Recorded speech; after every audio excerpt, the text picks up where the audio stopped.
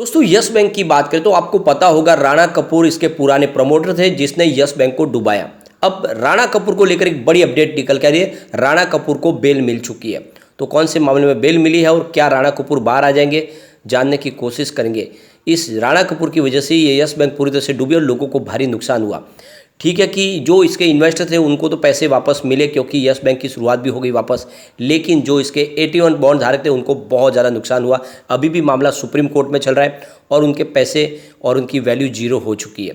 तो यहाँ पे आप देख सकते हो कि कुछ बड़ी अपडेट है जिसको डिस्कस करेंगे। साथ में यहाँ पे पूरे बैंकिंग सेक्टर को लो जेपी मॉर्गन की तरफ से कुछ बड़ी अपडेट निकल के आ रही है जिसको इस वीडियो के माध्यम से डिस्कस करेंगे। तो क्या इस समय हमें यस बैंक में इन्वेस्टमेंट करना चाहिए? वैसे यस बैंक की सेहत देखें तो काफ़ी ज़्यादा सुधर चुकी है क्योंकि यस बैंक ने अपने एनपीए से निपटारा पा लिया है। इसके अलावा इनको काफ़ी अच्छा एक बड़ा इन्वेस्टमेंट मिला है एफडीआई के माध्यम से। और एक तरह से देखें तो जो मैनेजमेंट है उसने जो लगातार कोशिश की जिसकी वजह से यस बैंक बहुत जल्द अपने पैरों पे खड़ी हो गई। और आप देखें तो टेक्नोलॉजी जिस तरह से इनके पास लेटेस्ट है उसके दम पे ये कारोबार में भी वृद्धि कर रहे हैं और लगातार अपने बिजनेस को आगे भी बढ़ा रहे हैं। और अब Q4 आने वाला है, क्या Q4 की संभावना क्या रह सकती है, इन सारी बातों को समझेंगे इस वीडियो के माध्यम से। सबसे पहले अगर हम इंटरनेशनल मार्केट की बात करें तो हमारे बाजार क्लोज होने के बाद वहाँ पर भी ज़बरदस्त तेज़ी देखने को मिली है। वैसे तो हमारे बाजार में भी फ्राइडे को 1000 पॉइंट की भारी तेज़ी देखी हमने। अब डाउ जोन की बात करें तो 33,274 के स्तर पर क्लोजिंग थी 1.26% की तेज़ी के साथ में। S&P 500 की बात करें तो 4109 के स्तर पे 1.44% की तेज़ी देखने को मिली। नेस्डेक कंपोजिट की बात करें तो 12,221 के स्तर पे 1.74% की तेज़ी थी। और रजल 2000 इंडेक्स 1802 के स्तर पे 1.93% की ज़बरदस्त तेज़ी, यानी लगभग 2% की तेज़ी। तो सभी बाज़ारों में बहुत ही भारी तेज़ी थी और जिस तरह से तेज़ी का वातावरण बना उस हिसाब से शुरुआत पॉजिटिव हमारी भी होने की पूरी संभावना है। अब वो आगे कायम रहती है कि नहीं वो देखना होगा। यस बैंक की बात करें क्लोजिंग 15 के आसपास रही है 0.33% की तेज़ी के बाद। तो यस बैंक में उतनी तेज़ी देखने को नहीं मिली। इसके पीछे वजह थी कि कुछ बड़े फंड हाउस ने यहाँ पे प्रॉफिट बुकिंग की और फिर इस वजह से भी थोड़ा सा दबाव तो देखने को मिला। रिटेल इन्वेस्टर की तरफ से भी बिकवाली हर थोड़ी सी उछाल के ऊपर बिकवाली जारी है और इस वजह से भी थोड़ा सा दबाव देखने को मिल रहा है। अब यस बैंक की तरफ से एक्सचेंज को जानकारी दी गई है कि उन्होंने Q4 की तैयारी कर ली है और इसके लिए इनसाइडर ट्रेडिंग के लिए ट्रेडिंग विंडो को क्लोज कर दिया गया है।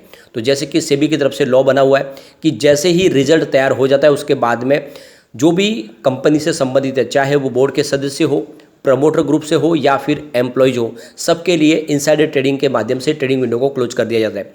और ये ट्रेडिंग विंडो तभी खुलेगी जब यस बैंक अपना रिजल्ट डिक्लेयर कर देगी, उसके 40 आवर्स के बाद में ही नॉर्मल ट्रेडिंग हो पाएगी। तो तब तक के लिए ट्रेडिंग विंडो को क्लोज कर दिया गया क्योंकि सबसे बड़ी बात है कि अंदर की जो मैनेजमेंट से संबंधित लोग होते हैं उनको पता होता है कि रिजल्ट कैसा है और उसका गैर फायदा न उठा ले, इसीलिए सेबी ने इस ट्रेडिंग विंडो को रुकवाया है।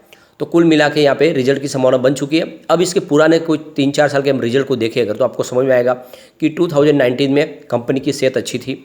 आप देख सकते हो रेवेन्यू बैंक का 34.30 थाउजेंड रुपीज़ के आसपास था और बैंक को 1.71 थाउजेंड रुपीज़ का प्रॉफिट हुआ था। लेकिन 2020 में जब बैंक डूबी, रेवेन्यू उस समय बढ़ा था 38.01 थाउजेंड रुपीज़ का रेवेन्यू था, लेकिन बैंक को 16.43 थाउजेंड रुपीज़ का लॉस हुआ।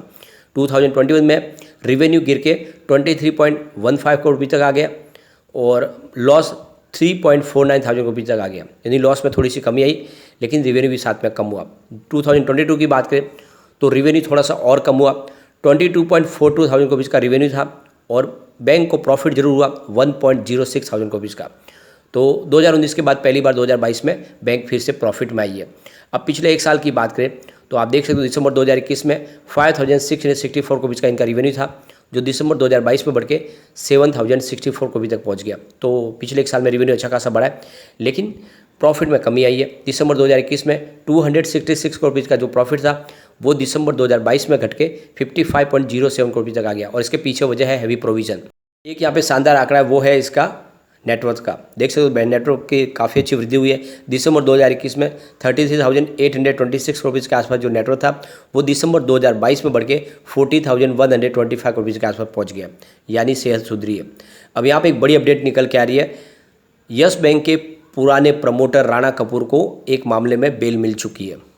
तो यहाँ पे जो अपडेट निकल के आ रही है, PMLA कोर्ट ने शनिवार के दिन यस बैंक के को फाउंडर राणा कपूर को मनी लॉन्ड्रिंग के केस में बेल मिल चुकी है जो 200 करोड़ रुपीज़ का इनके ऊपर एक लोन फ्रॉड का जो एक तरह से एलिगेशन लगा था और इस मामले में इनको बेल मिली है। तो यहाँ पे देख सकते हो कि MG देशपांडे जज की बेंच ने यहाँ पे राहत दी है, PML कोर्ट की तरफ से इनको बेल मिली है। फिलहाल देख सकते हो राणा कपूर मुंबई जेल में है 2020 से, जब से ये पूरा मामला बना और ईडी के मामले में ये फंसे हुए हैं। बहुत सारे इनके ऊपर एलिगेशन लगे और अलग अलग केस चल रहे हैं। फिलहाल जो इनको बेल मिली है राणा कपूर को, वो 200 करोड़ रुपीज़ का एक Mac Star Marketing Private Limited का जो लोन का मामला था, इस मामले में बेल मिली है। मैक स्टार कंपनी की बाकी एक जॉइंट वेंचर्स था जिसमें आप देखें तो ओशियन डाइटी इन्वेस्टमेंट लिमिटेड और आप देखें तो मॉरिशस लॉ ग्रुप है और इसके अलावा प्राइवेट कंपनी है राकेश वाधवान और सारंग वाधवान की कंपनी है जो HDIL के प्रमोटर थे। इनके जॉइंट वेंचर थी और इस फ्रॉड के मामले में यहाँ पे ईडी की तरफ से जो चार्जशीट लगाई गई थी उसमें अभी एक जो हिसाब है बेल मिल चुकी है राणा कपूर को। लेकिन अभी बहुत सारे मामले जिस मामलों की वजह से राणा कपूर अंदर है और फिलहाल वो जेल से बाहर नहीं आएंगे। यानी एक मामले में बेल होने से कुछ नहीं होता है, अभी बहुत सारे मामले हैं। बहुत ज़्यादा उन्होंने चूना लगाया येस बैंक को लगातार अपने खुद के फ़ायदे के लिए। येस बैंक में बहुत सारे घोटाले किए, बहुत सारा ऐसे लोन बांटा जो सारा NPA हुआ है और इसीलिए फिलहाल राणा कपूर को अभी जेल में ही रहना पड़ेगा। अब यहाँ पे एक बड़ी अपडेट निकल के आ रही है। JP मॉर्गन की तरफ से साजिद चिनॉय का कहना है कि बहुत समय के बाद इस समय इंडियन बैंक गुड शेप में आ चुके हैं और एक निवेश का जरिया बन रहा है इस समय। तो यहाँ पे जो सबसे बड़ी अपडेट है कि फेडरल रिजर्व लगातार देखें तो रेट हाइक कर रहे हैं और इसके वजह से देखें तो इंडिया की तरफ से भी लगातार है जो प्राइस हाइक की जा रही है। और आप देखें तो इस समय देखें तो इन्फ्लेशन 6% के आसपास है और RBI ने उसके हिसाब से यहाँ पे रेपो रेट में बढ़ोतरी की है और इस समय बैंकों की सेहत काफ़ी अच्छी लग रही है और जो ग्लोबल क्राइसिस है उसका इंडिया के बाज़ार में कोई ज़्यादा इफेक्ट नहीं पड़ रहा है। बैंकिंग सेक्टर यहाँ का काफ़ी मजबूत है और इस समय बैंक है जो काफ़ी ज़्यादा प्रॉफिट में भी दिखाई दे रही है और उनके NPA में भी काफ़ी ज़्यादा कमी आई है। तो यहाँ पे काफ़ी अच्छी खबर निकल के बैंकिंग सेक्टर के लिए। उनका कहना है कि जो ग्लोबल मार्केट में जो प्रॉब्लम चल रही है उसका इंडियन बैंकिंग सेक्टर पे ज़्यादा इफेक्ट नहीं पड़ेगा क्योंकि यहाँ पे इंडियन बैंकिंग सेक्टर बहुत मजबूत है और आने वाले समय अच्छी यहाँ पे तेज़ी की शुरुआत हो सकती है। तो कुल मिला के जिससे NPA काफ़ी ज़्यादा कम हुआ है बैंकों का और काफ़ी अच्छा इनको प्रॉफिट इस समय बैंकों का मिल रहा है और उनकी जो बैलेंस शीट है काफ़ी ज़्यादा सुधर चुकी है। तो इस समय बिल्कुल ये मौका है कि इंडियन बैंकों के अंदर इस समय दाव लगाया जा सकता है। अब यहाँ पे अगर हम इसके शेयर होल्डिंग पैटर्न को देखें तो आपको पता चलेगा कि म्यूचुअल फंड ने जम के खरीदारी की है इस समय येस बैंक में और दूसरी ज़्यादा FI की खरीदारी है। FI की यहाँ पे देख सकते हो 23.24% की होल्डिंग है जो पिछले क्वार्टर में 16.66% के आसपास थी। लेकिन अगर हम DI की बात करें यहाँ पे होल्डिंग काफ़ी आपको कम होती हुई दिखाई देगी। 5.09% के आसपास की होल्डिंग है जो पिछले क्वार्टर में 38.63% के आसपास थी। लेकिन अगर हम म्यूचुअल फंड की बात करें तो 0.47% की होल्डिंग है इस बार जो 0.34% थी पिछली बार। जनरल पब्लिक के पास फिलहाल आप देख सकते हो 71.67% के शेयर है। अब यहाँ पे देख सकते हो काफ़ी बड़े म्यूचुअल फंड ने जम के खरीदारी की है। यहाँ पे आप देख सकते हो NJ बैलेंस एडवांटेज फंड ने यहाँ पे 48.25 करोड़ रुपये का इन्वेस्टमेंट किया है और इस समय उनकी जो holding month on month basis पे 2.65% आपको बढ़ती हुई दिखाई देगी। एक्सिस ग्रोथ अपॉर्चुनिटीज ने यहाँ पे 17.75 करोड़ रुपये का इन्वेस्टमेंट किया है और उनकी होल्डिंग आपको 1.72% मंथ ऑन मंथ बेसिस पे बढ़ती हुई दिखाई देगी। इसके अलावा देखें तो Nippon India ETF mid cap 150 ने यहाँ पे 8.53 करोड़ रुपये का इन्वेस्टमेंट किया है। उनकी 16.04% मंथ ऑन मंथ बेसिस पे होल्डिंग बढ़ती हुई दिखाई देगी आपको। Motilal Oswal Nifty mid cap 150 ने यहाँ पे 8.26 करोड़ रुपये का इन्वेस्टमेंट किया है और उनकी होल्डिंग आपको 2.48% मंथ ऑन मंथ बेसिस पे आपको यहाँ पे बढ़ती हुई दिखाई देगी। इसके अलावा देखें तो Nippon India Nifty mid cap 150 ने यहाँ पे 7.07 करोड़ रुपये का इन्वेस्टमेंट किया है। 2.64% की उनकी होल्डिंग भी आपको मंथ ऑन मंथ बेसिस पे बढ़ती हुई दिखाई देगी।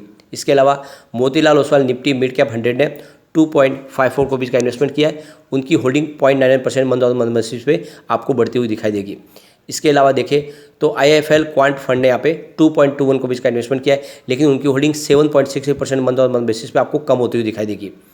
मीरे एसेट निफ्टी मिड कैप 150 ने यहाँ पे 2.18 करोड़ रुपये का इन्वेस्टमेंट किया हुआ है और उनकी holding 2.28% month on month basis पे बढ़ती हुई दिखाई देगी। तो आप देख सकते हो कि काफ़ी बड़े म्यूचुअल फंड ने जम के खरीदारी की है और ये इशारा है कि आने वाले समय में येस बैंक में एक अच्छी तेजी का दौर शुरू हो सकता है। तो जो लॉन्ग टर्म इन्वेस्टर है उनको डरने की बात नहीं और इस गिरावट का फ़ायदा उठा के आपको इन्वेस्टमेंट करना चाहिए। कम से कम 3 से 5 साल दीजिए कि ये आपको मालामाल कर सकता है। वैसे भी अगर आप बैंक में अपडेट करते हो तो आपको कम से कम पैसे दुगना होने में 9 से 10 साल लग जाते हैं। तो यहाँ पे अगर आप 5 साल के लिए स्टॉक में होल्ड कर लेते हो तो आपकी रकम आराम से इस लेवल से 5 गुना होने की संभावना बिल्कुल बन जाती है।